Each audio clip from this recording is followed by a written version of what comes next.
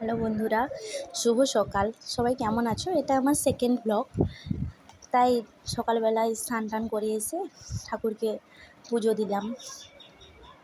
এই দেখো, এটা আমাদের মন্দির। দেখা যাচ্ছে কিনা ঠিক বলতে পারছি না, যেহেতু এখানে একটু অন্ধকার মতো। তাই এবার বাইরেটা দেখো।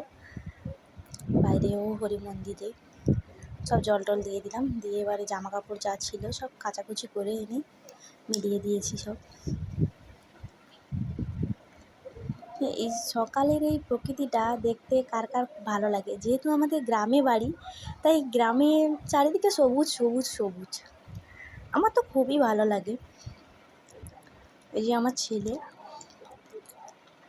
ছেলে খুবই ছোট, 1.5 বছর বয়স ওর। ওই আমার ছেলে বলছে যে মা কোলে নাও। আমি বললাম দাঁড়া বাবু, কোলে নেবো। আবার বাড়ি চলে এসছে। ও আমার পেছন পেছন ঘুরছে। যেহেতু ছোট বাচ্চা, তো সবাই জানো ছোট বাচ্চা কতটা আড়ি করে।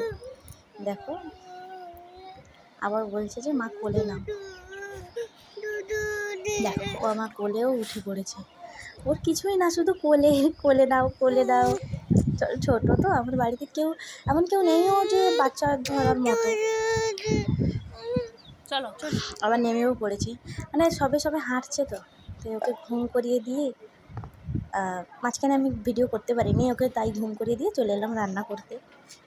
আজকে বেশি কিছু রান্না হবে না, ওই একটু তিতা চচ্চড়ি হবে আর মাছের টক হবে। ওই যে গরুর ঘাস,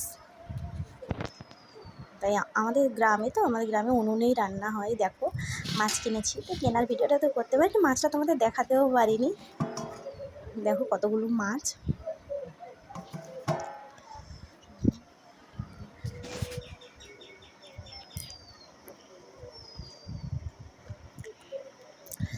চলো এবারে উনুনটা ধরিয়ে আসি।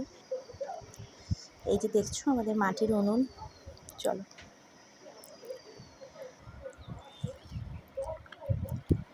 যে উনুনটা ধরিয়েও দিয়েছি। যেহেতু মাটির উনুন, বেশি সময় লাগেও না রান্না করতে।